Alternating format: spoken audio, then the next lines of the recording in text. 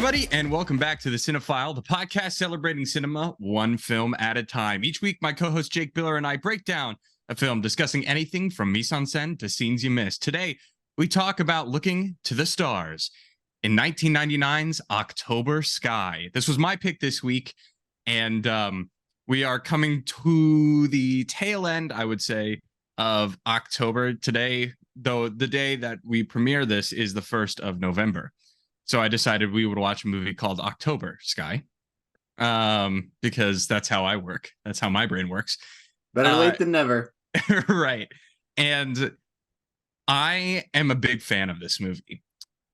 I've seen this a couple times in school, but you may think, okay, so yeah, Ball State. No, I watched this in high school multiple times. My baseball coach, Coach Phil McIntyre, was also our health teacher, and I was his student aide. So I watched it when I was in his health class, and I also watched it when I was his student aide. And I just always was very intrigued. It's very wholesome. But I definitely have some thoughts, especially on Chris Cooper's character, because, I mean, you hadn't seen this before, had you? I hadn't. Okay, I want to hear your thoughts first. Well, I'm glad you like it. I'm kidding. Uh-huh. Very funny. No, I did like this. I'm glad you like it, and I enjoyed it as well. I had not seen this, correct? So it was interesting on a first watch. I guess when I was watching this, I guess I was under the impression this was going to be a little grander in scope. So that left me feeling like a little weird, but I think that was just my expectation. That's not a reflection on the movie itself, right? So I definitely think it's a much more intimate story than I thought it would be, and it's much more relational focused, which I kind of enjoyed. I felt like it kind of separates this as, like, in a way, this is a space movie, but no people ever leave the ground, which is interesting. And it kind of separates itself from like the rest of, if you will, like the space canon, or like the space race canon of movies. So I think that's really interesting from that aspect. You mentioned Chris Cooper. I thought his performance was really good. I think him and Jake Gyllenhaal kind of being friendly adversaries in a lot of ways. Like their dynamic was very interesting, and I thought both of them pulled it off really well. But yeah, no, I'm glad I watched this. I'm sure you like this a little more than me. Health class. You watched this in health class? That's the first thing I want to talk about, because this is the third time I've seen this movie. I still don't know why we watched it in health class. I have a couple of ideas. Yeah. Mainly being the lungs. Okay. Obviously, when you're in the coal mine, you get a lot of coal dust in your mines, and so a lot of people have it coating their lungs. They get lung cancer and things like that, and die pretty early on from that. So I guess that could be health related. Definitely not healthy. Yeah, definitely not healthy, but I can't tell you. I have absolutely no idea why we watched it in health class and why he continued to show it. I think it's just because Coach Mac just loved this movie. And so he's just like, you know what? This is my health class, and nobody's going to complain about watching a movie instead of learning about human anatomy. You know, there's part of me that always kind of wanted to be a high school teacher just so I could be that guy that's like, I don't feel like doing anything, so we're watching a movie. And yes, I know, I'm sure teachers that are watching this are like, well, that's not what teaching is. And yes, I know, and I have great respect for the career of education. But we all had that at least one teacher that like this would just play a movie, and you're always like, I guess that was relevant. Yeah, like you didn't hate it. I mean, I remember watching like the first, I want to say it was like the first like third of Jesus Christ Superstar in my U.S. history class, junior year of high school. And I think we only did that because my teacher liked the music. Like he played like the opening song or whatever on YouTube because he always had music going. And I think we just like ended up like watching like the first third of the movie. But like we didn't we watched it in like YouTube clips. So like we didn't even like watch the movie. Like we just ended up watching a third of Jesus Christ Superstar. I mean, honestly, high school was such a weird time, and I think actually, especially for you and me, Yeah. because of our ages and uh when we were in high school, like that time period was so unique because it was right before e-learning. Mm-hmm. So when you were sick, you got a freaking day off of school. Yeah. When the snow came a falling, and it came falling hard, fast and strong, or I don't know. Jordan's the one that knows the snow stuff. Now, your first warn weather forecast from meteorologist Jordan Wolfe. Well, we have snowfall moving across the area right now, just light for us here, but if we look off to our west, we're seeing heavier snowfall over toward Iowa, where they're expecting close to a foot of snow in some areas. When it comes falling thick, we got that thick snow. How many C's? How many C's in this? I mean, I know where I'm going with this, but it's already off the rails so much that yeah. What I was gonna say is that when there was a snow day, we didn't have to do work, and this was also kind of ushering in the digital era, right? I started high school in 2012. You started in 2013, so it was ushering in this digital era. So that kind of makes sense why he watched a bunch of clips on YouTube. I know I had another teacher, Mr. Wiggins, who was our econ teacher, and he played Simpsons episodes every Friday, which was just legendary. And I actually got one of the substitute teachers fired. Fired because yeah, well, I mean, they're subs, so they just were asked not to come back to North Central because I convinced him to play a Simpsons episode in class, and then one of our deans walked in and was like, "What is going on?" And I said, and Ben said, "It's fine. "Oh, it's Simpsons Friday. Pull up a seat." Yeah. I was like, yeah. I said, "Don't worry about it. It's fine." And then he never showed up again. And he was like, he was a frequent sub, and he just never showed up again. So, all of that to say, not sure why we watched this in high school health class, but I thoroughly enjoy this movie. I think there are some truths to this movie, especially for when it took place, right? Because it took place in the 1950s, and that era, especially the relationship between parents and children, I think is fascinating. I mean, we've seen it in like older films or films talking about an older time. Rudy, we just watched Rudy in September, and that specifically, this obviously echoes and harkens back. When we watched Rudy, obviously that dynamic between his dad and himself was strained. And then we watch October Sky and we see something very similar. And so I found it really interesting. But the unique thing I think about this film is that they try to have this arc for Chris Cooper's character, who apparently his name was Homer. So his name was Homer as well. Just like, so you got named Homer and you said, you know what? I can't think of any other name to name my kid. So I'm also going to name my kid Homer. Yes. Homer the second. And Homer Hickham Jr. Homer Hickham Jr.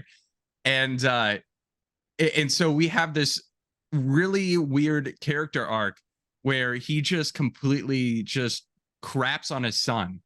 No. And then finally at the very end, he does the right thing and comes and watches him shoot off a rocket. Yeah. And I just sat there and I thought, look, I'm not a parent. Jake, you're not a parent. This is true. But it is apparent to me that the least you can do is support your kids. Right. And maybe that's something that you don't understand. Maybe it's something that you don't agree with. But at the end of the day, they're your kid. Yeah. That's just the job that you signed up to do. Yeah, for sure. I yeah. definitely understand that. And I think a lot of kids, especially in high school, can go through kind of a strained time with their parents. And I think honestly part of that is kind of healthy and normal for both sides of the relationship, is working through differences and struggles and differences of opinions. I definitely think you're right, this movie takes place in a time when parents were much more authoritarian, especially fathers were much more authoritarian in family dynamics and within the household. But I think it's just this struggle, and you see this play out in so many movies, and so it feels kind of campy a lot of times. But I think honestly, it's so true that like it's allowed to be campy, if that makes sense. Like it's so like I feel like it's very relatable for a lot of people, being that from the perspective of the child, the parent, or both. But you see in this movie, his father, the real father's name Homer Senior, but John in this movie is the character name. Don't know why they changed it. That's kind of weird. But I mean, honestly, I'm okay with that change. Just because the main character and the amount of times they say Homer in this movie is insane. And so to have two characters who play at odds to each other all the time, both named Homer. So like, I guess I could see that.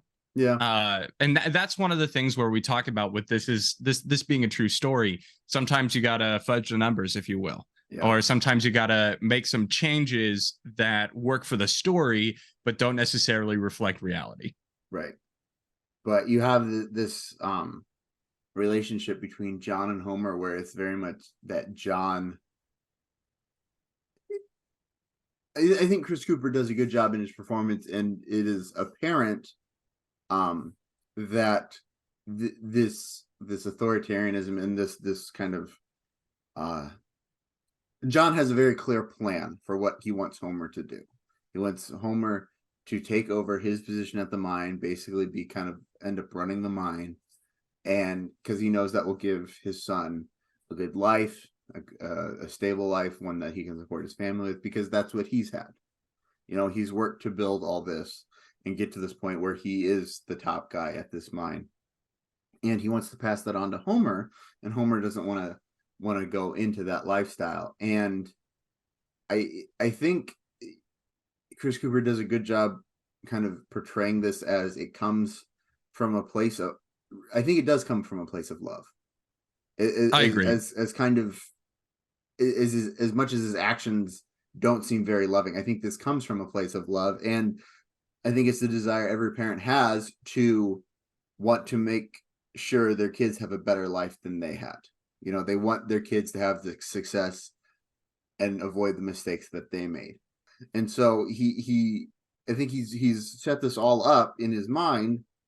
He kind of put Homer on this path because he wants to make sure Homer has a better life than he had, right? He wants to make sure Homer doesn't have to maybe struggle the way he did to work all the way to the top, at the top of the company at this mine. But at the same time, he has to come to the realization that being a parent isn't always having your kids fulfill the plan you have for them. It's supporting your kids in their pursuit of their own plan, I think.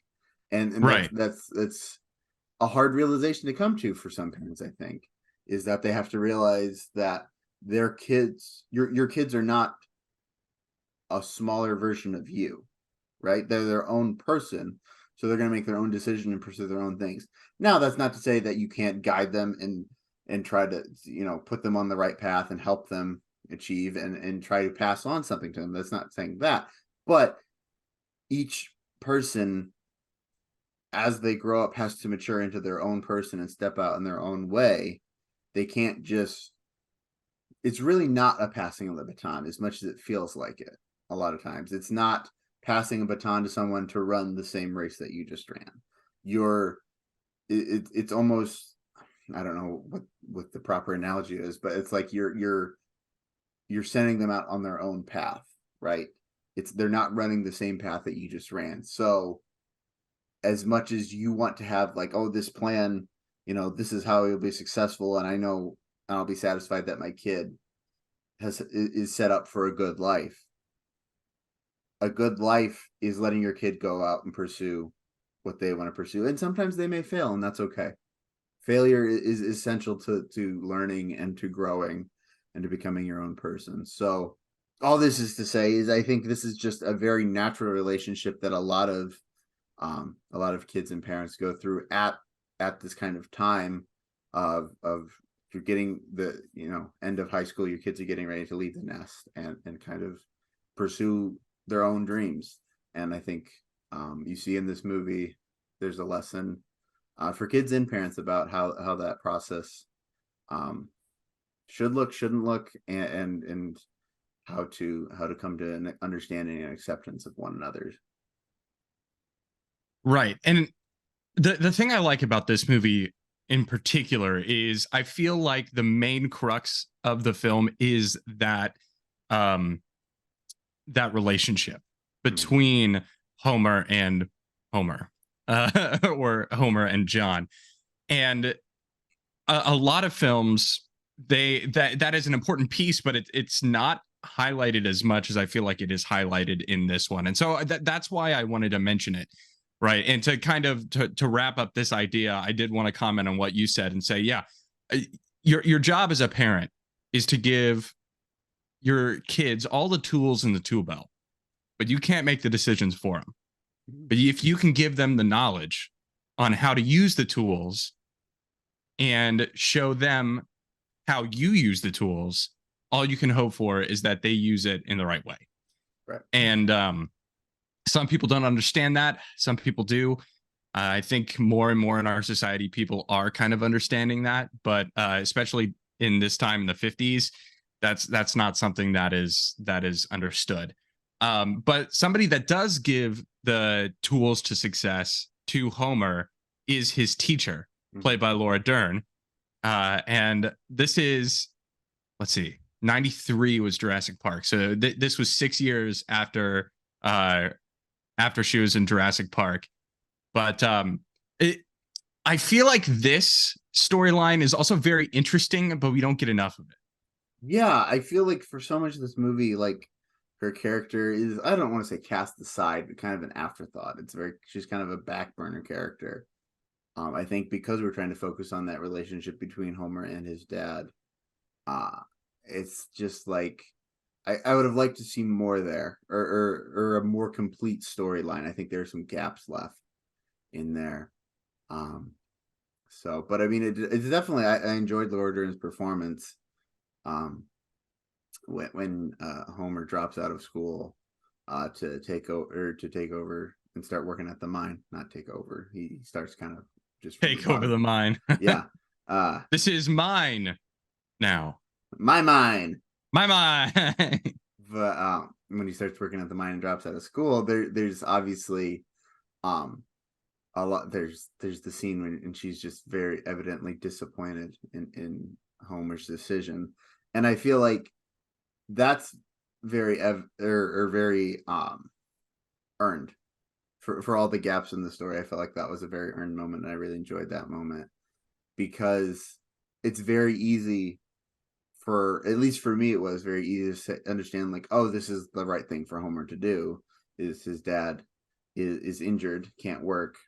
The family might lose their house because they live in a mining town, and the company owns like everything. That's not problematic at all.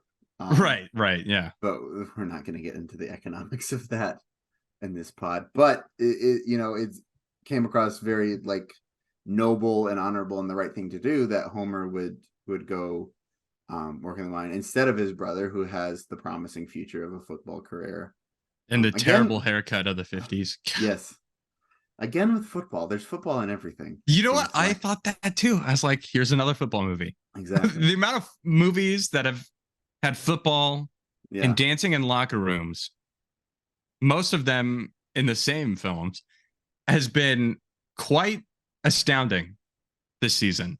Yes. And so this just kind of adds to it. And it's so funny because I know on the Rudy pod I mentioned this movie.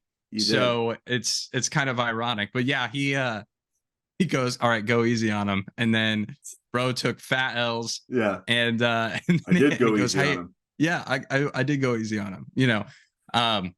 Yeah, with Laura Dern's character, I think in the decision that Homer made, a lot of times when we have this unique perspective as the audience to see the kind of internal family dynamics. Mm-hmm. And so we agree with his decision because honestly, Homer didn't have any other decision. Yeah. But Laura Dern's teacher character, whose name escapes me. This is why we have the handy dandy one sheet of Right. notes, I just don't have your one sheet over here. Miss Riley. Miss Riley. Yes. So Miss Riley sees it from a perspective that like he has a lot of potential. Mm-hmm. And it's clear this is something he cares about. It's clear this is something he's good at. And with the right mentoring, he can be great at it. Yeah. But I don't think so. She was kind of thinking almost past the moment. And Homer had to make a decision in the moment. And that's something. Yeah. And I think one of the reasons why I really appreciate this movie, especially in this time of my life, is that I've had to make a lot of decisions that are in the moment decisions. Mm-hmm. And I know that these decisions, if I was looking from an outsider's perspective and looking at my future, right, would be not the right decision. Yeah. But there are times where the moment you don't have any other choice. Yeah. And so you make that decision and then you figure out how to get back to that futuristic goal. And I really felt that in Homer's character. Jake Gyllenhaal plays Homer Hickham. And I think Jake Gyllenhaal is a spectacular actor. I think he deserves an Oscar. I thought he deserved an Oscar for Nightcrawler and he didn't get it in 2013. But he is a great actor, and I think he does a great job here, even though I know you told me you're like, yeah, his voice, his little Southern accent was a little weird. I don't know if it was weird. It was just I'm not used to hearing that. And I also felt like, I don't know, really everyone except Chris Cooper's accent. I was like, it was almost like you didn't buy it. Well, it's like, you could tell they were performing an accent. That wasn't their natural speech pattern. You know? Yeah. Like there was just like ever so slightly, like it was ever so slightly just a little too much. It was just a little too much sometimes. Like Laura Dern specifically is one that stood out to me. Like Miss Riley, mm-hmm. You know, I mean, she was coming on a little strong with the howdy partner, yeah. You know. It was very it was just her accent seemed more like, I don't know, it was more Texas or more like, I don't know, like Georgia. That's why it was bigger. Because everything's bigger in Texas. Texas, yes. But I don't know. Should have seen that coming. It sounded a little more deep south to me than West Virginia. But yeah, no, I think, you know, kind of going back to Jake Gyllenhaal, yeah, I think he does a really good job in this movie of conveying his frustration with the choices he has to make. Oh, very much. And that's something that, I don't know, it just felt really, really real to me on this watch. As somebody that, like I said before, has had to make decisions that some people don't agree with. And I've even made decisions like he kind of makes in the end saying, look, I'm not going back down into the mine. Mm-hmm. I know that's what you want me to do. I know that would look great. And that's what you understand, but that's not me. Mm-hmm. I've had to make those decisions too. And so I think he does a really good job of sucking it up, but also showing that this is not something he wants to do, right? He's doing it because he has to do it, but he doesn't want to do it. And I thought his performance really did a great job of capturing that. Oh, for sure. I think it's interesting you talk about like making decisions like in the moment and then making decisions like for the long term.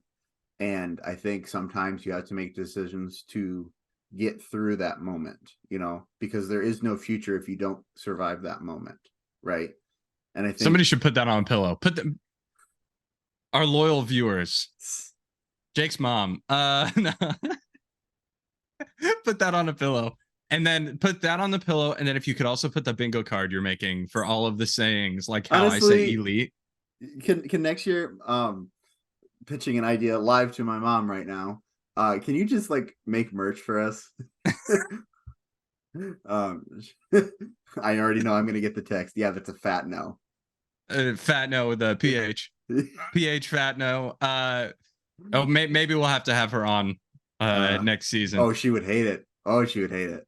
She hates attention. She hates speaking in front of people. So I'm really glad we're doing this. This is great. This is great right now. We're just all off the rails. Yeah, we're all over the place. Also, speaking of mothers, shout out to Homer's mom for putting up with her husband.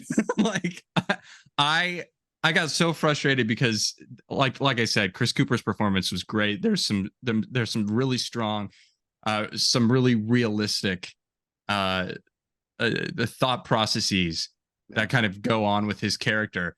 But I mean, his wife was clearly pissed at him like the entire film. I know. Like, it's such a their dynamic is so interesting, and I really enjoyed it especially from her perspective and what she brought. Because it was like she really kept you on your toes of like you didn't know what to expect, because there's when the mine collapses and we find out that John may be trapped down there and may be dead for all we know. Homer comes running home and is all distraught and everything, and she's pissed in that moment. She's pissed because she's like, why does he always have to play the hero of like I can't even remember all she said, but like she's pissed in that moment. It's like she's not afraid for her husband, which is like, that's an interesting response. But that's also so realistic. Yeah, but then that's almost more realistic than being afraid for her husband. Yeah. Like there's some like incredibly tender moments though that they share. And I think that really kind of like it's very much earned and like makes you see like it's I don't know if I'd say it's a well-rounded relationship. It's a well-rounded performance of that relationship, right? You're seeing multiple aspects, multiple layers to it. So I really enjoyed that aspect of it. But yeah, I think her performance is just really, really solid. Yes, I think the through line for this episode is the relationships that are portrayed are uniquely accurate even today. I mean, the dynamics that you see with couples, I mean, there are husbands and wives that love each other so dearly, but also get so pissed at each other all the time. Yes. And so it's not like, oh, he's down on the mine. He's like, that dumbass got caught in the mine. I told him not to care about the mine more. And the fact that comment comes up multiple times, like he loves the mine more than he loves his kids, which how sad. Yeah. Do you have to be as a human to love a mine more than your kids? You love a pit of coal. You love a hole dug in the earth that you pull coal out of, and it's literally killing you. Let's talk about that just for a moment, because I'm notoriously claustrophobic. Mm-hmm. I'm really afraid of Santa Claus. Claustrophobic. Thank you. How you? What's the deal? But we see these things in the mine, and I've been like spelunking before underground, and I almost lost my mind because I was trapped in the ground. And now there's an entrance, there's an entrance 300 feet that way, but I was trapped in the ground. Yeah. And so it's just weird because I love playing Minecraft, and the whole idea of Minecraft is being trapped underground. But even in those scenes, I mean, it seems so dark. It seems so dense. I was like, honestly, shout out to Homer for being down in this mine. Like I would lose I couldn't. Yeah. I would feel so trapped. Like, I don't feel trapped in an airplane, but boy, I would feel trapped underground and without my diamond pickaxe and my full stack of diamond armor that's probably enchanted. Yeah. So these are Minecraft jokes. Yes. Yes. Yeah, I definitely am not a fan. I guess I've been in caves before, and like it's not been that bad. I do very much feel like aware of the small space though, because I'm a big guy.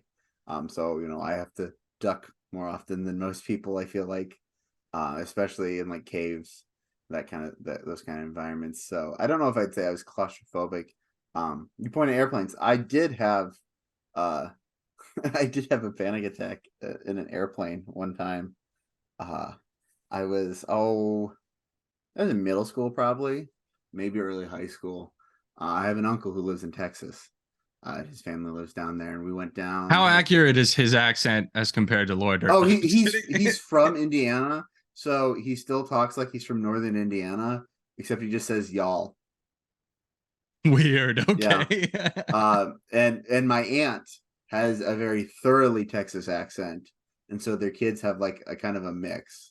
I would say they talk more like my uncle than my aunt, but like, which is interesting too, because like I've read studies that talk about like accents are kind of going away because we're so exposed to the internet and like content, and it's like when you're exposed at such an early age to people who talk all different kinds of ways.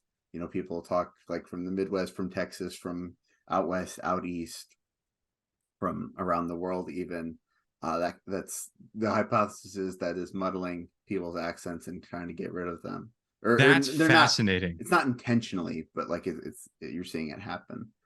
So yeah. But people from the core worlds all have an English accent, but people from the Outer Rim don't, and that's like if you had mentioning Star Wars on your bingo card, there it is.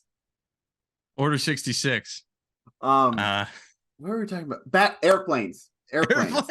My panic attack in an airplane. It really wasn't a bad one, but it's just like I was just like, we were flying back from Texas and we were stopped in Branson, Missouri, and my family stayed on the plane, but we were like, some people got off and other people got on at Branson, but it was so cold that like the wings had iced over. Okay. While we were at the terminal, so like they had to get some like de-icing truck or whatever. I don't know what a de-icing truck is, but I just vividly remember the flight attendant saying that. And I'm sitting. I usually love the window seat. I do too. I like to look out. But I was sitting in the window seat, and my mom was next to me, and then there was a third seat too. I can't remember who was on the aisle, if it was my aunt or my uncle or what.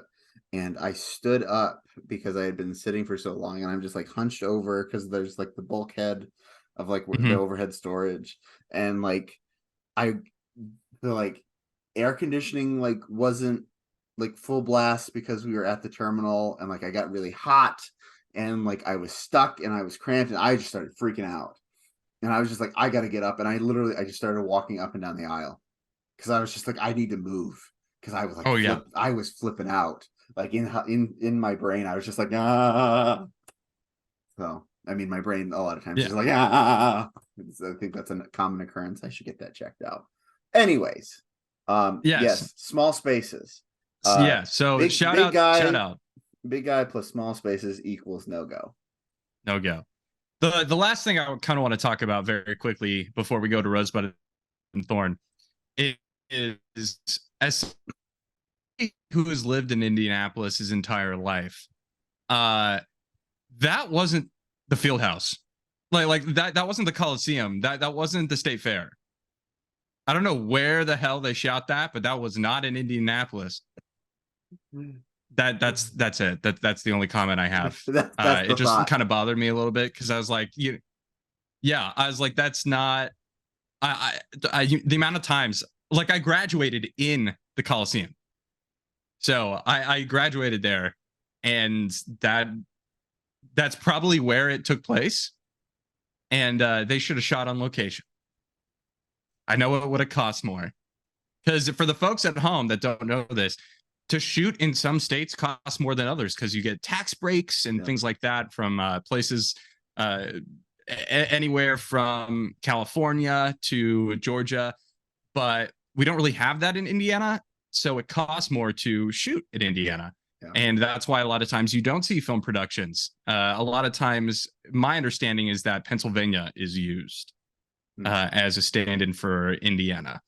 But yeah, so I like low-key was bothered. Yeah, I think they shot this in Tennessee, I read, or at least most of it was on location in Tennessee. Incredible. That's the wrong answer. You know, that they shouldn't have done that. It's dishonest. It's dishonest. Anyway, what, you're saying they should have shot the whole thing in Indiana when it takes place in West Virginia? I hate to break it to you, the mountains of West Virginia cannot be found anywhere in Indiana. Anywhere. The CGI budget to add mountains in every shot. Yeah. Oh my Lord. We're gonna shoot this up in Elkhart. Do you have any mountains in Elkhart? We got a hill. We got a dune. We got some dunes. That's a whole different movie. Over Lake Michigan. The mountain. That's if they ever do it a Bug's Life 2, they go to the dunes and they're like, it's Mount Everest, you know. You get working on that. There's a pitch, Pixar. Yes. Now's the time we're going to move into Rosebud and Thorn. Jake, and passing it off to you as I do every week. What are your Rosebud and Thorn? So I got a few roses and a few buds here. Roses, I'm going to go Jake Gyllenhaal, Chris Cooper, and the score. Like I talked about earlier, I really like the dynamic Jake Gyllenhaal and Chris Cooper have together. I think they really bring their characters to life, and they take a very tropey kind of relationship and give it some depth and reality and really kind of breathe life into it so it doesn't feel stale. So I want to highlight both of them there. And then the score, I really like the score here. I feel like I either love or hate the score always, because score is very important. I very rarely hate a score though. Oh, there are sometimes I hate a score. Really? Yeah. Interesting. Just because I'm like, it's wrong. Like it didn't you didn't understand the style, but we don't need to get me on that soapbox. So those three are my because was it Killers? You didn't like the score? No, I like the score in Killers. There's a movie with a jazz score that I said reminded me of Do the Right Thing. And you're like, yeah, I didn't like that score. We went to Heartland. Rustin. Yeah, Rustin. I didn't like that score. I liked the music in it, but I felt like the score, it didn't have focus. It was stylistically, it was all over the place, which I didn't care for. Right. Make sure to tune in November later this month to watch Rustin exclusively on Netflix. Yes. I highly recommend that one. But anyway, so yeah, Gyllenhaal, Cooper, and the score are my roses. Buds, I'm going to go with soundtrack. They use a lot of songs in this, but they're always just like, it's like there and gone. Yakety yak. But like, it's always just like, it's there and it's gone. You know what I mean? Like, I felt like it was kind of cheap the way they use them. I didn't feel like it was intentional necessary. It's like, okay, period song, just like sprinkle. Yeah, but I like that period of music. Yes, but like I felt like it was too much. Okay, how about this? I like that period of music, so I didn't feel like how much they used it and how cheaply they used it. I didn't feel like it was respectful to the music. Okay. Put it that way. That's how I felt. I'm also going to say Scott Thomas. He plays the older brother. I thought he was really kind of flat. There was nothing. I knew it was supposed to be like the older brother is supposed to be like a mini Chris Cooper in a way. But he also like wasn't. He wasn't, and he was just very like robotic and stiff. Yeah, I agree. Now, he's not an important character really in the movie. He's very kind of kind of an afterthought. Nobody rizzed up Dorothy. Well, yeah, The disrespect. the disrespect. The disrespect. I want to see October Sky 2. And oh God. could you imagine? Oh. Anyways, I felt like I felt like talking about the brother was more useful in a story than actually the scenes with the brother in it. So it's gonna go Bud there. And then I guess I'm gonna say this is a Bud. This is really more of a me problem. Like I said at the beginning of the pod, I just thought this was gonna have a grander scope. And I don't know if it's just I came in with the wrong expectation. What did you think this movie was? I thought it was about like going to space. And like it is, but like it's I thought it was like more about like I thought we were gonna see like actually going to space, or like we were gonna see rockets, like not rockets that high schoolers build, like space Those rockets. were insane rockets though. Oh yeah, I'm like, dang, it went like a mile into the sky. Like what the? When I was 17, I was winning awards for show choir. But oh my God. All right. Bingo card. I think all I need is a thesis mention and I got a full bingo. But I guess that left me feeling a little unsatisfied. And like I said, this is maybe a me thing. So maybe it's not even a Bud. It was just a confusion on my part. But we talk about the viewing experience a lot on this pod. And for me, like that kind of left a bad taste in my mouth on this watch. I think I will enjoy this movie much more on a rewatch, understanding what it is, not and kind of not having these misconceptions about what the story is coming into it. So, and then I have no thorns. For me, I'm pretty much of the same mind in a lot of this. I think my roses are definitely going to Jake Gyllenhaal, Chris Cooper. Their dynamic was great. So I really liked both of theirs, and I just like the story. It's a true story, and I'm such a sucker for those. But especially just seeing the way, like how they handled his. Because this is based off of a book, obviously, that Homer Hickham wrote. So I liked the way in which they approached the story. Like I said before, like we talked about earlier, I think it's real. It's real and raw. The dynamics between the characters. So I really like that. I don't have any thorns, buds. I can see what you're saying about scope. It being a little, small in scope. I will agree that I think the brothers' performance was stale. I don't think it added. Yeah. I don't think it subtracted, but I don't think it added to. I don't think it was needed. Like obviously, you need to have the brother there because he had a brother, and you have that dynamic. But the dynamic was really Chris Cooper and Jake Gyllenhaal, like from the jump. And so I don't know if the director kind of recognized that, Joe Johnston recognized that and said, hey, we're going to kind of focus in on this because you guys have a really good dynamic. Or if that was already from the jump with the script that they kind of decided to leave him to the side.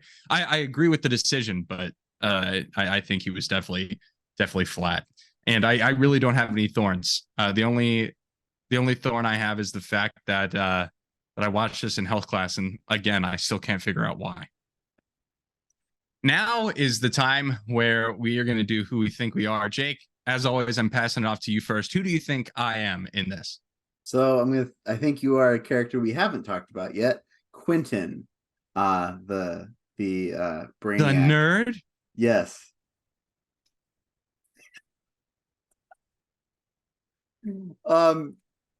We are both a little nerdy. So anytime that I see a nerd character, I definitely you're like, oh, that's Ben. Look at him. Well, I see some qualities. You both wear glasses. But also I think he's very obviously he's very smart, but I think also he has a fair bit of wisdom to him too. I think he's got some foresight on a lot of things, and And he has two little sisters. He does. I have two little sisters. Wow. Mhm. Wow. Wow. What do you know? Wow. Good job. I am speed. I need This has been wild. I need a re-release of Cars. I've seen the meme everywhere. I need a re-release of Cars though, but Travis Kelce voices Lightning McQueen and Taylor Swift voices Sally. Sally. Sally. Yeah, Sally.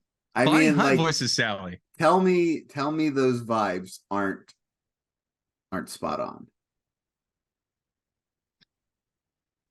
If Sally wasn't a lawyer and was a musician, then yeah.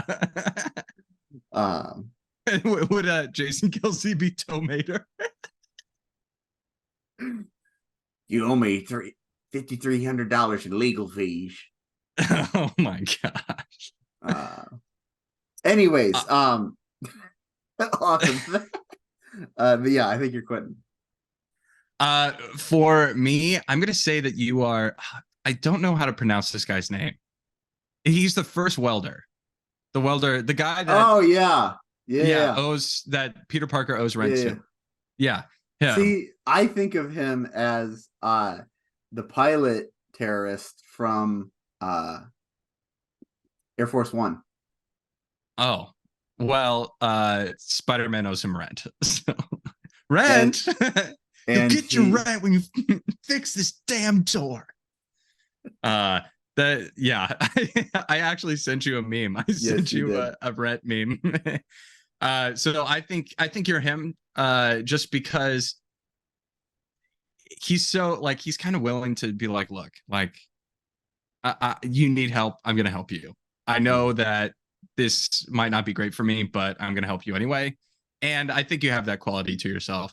I also think you probably can weld. I'm just kidding. I don't know. Cannot. I took a welding class. I took a welding class, and I have an essential trimmer, which means that I was actually quite good at welding, because you have to do like a you have to kind of shake it a little bit to weld it, so it's not like a straight line. It's like sewing, where you sew and you're sewing two things together, so you have to kind of do that, stitch sewing. Yeah, it's metal sewing, and I was able to. I actually was trying to keep it straight, and keeping it straight, I was able to do this, and it actually welded pretty well. So I did that in college.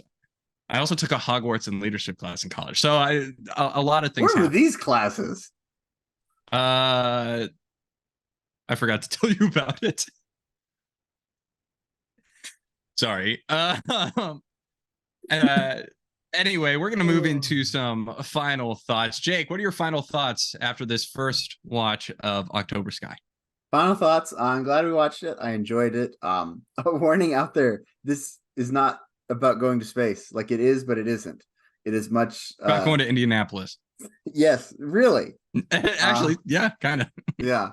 It is much more about family in following your dreams and those kind of relationships, and just happens to be set in the backdrop of the space race.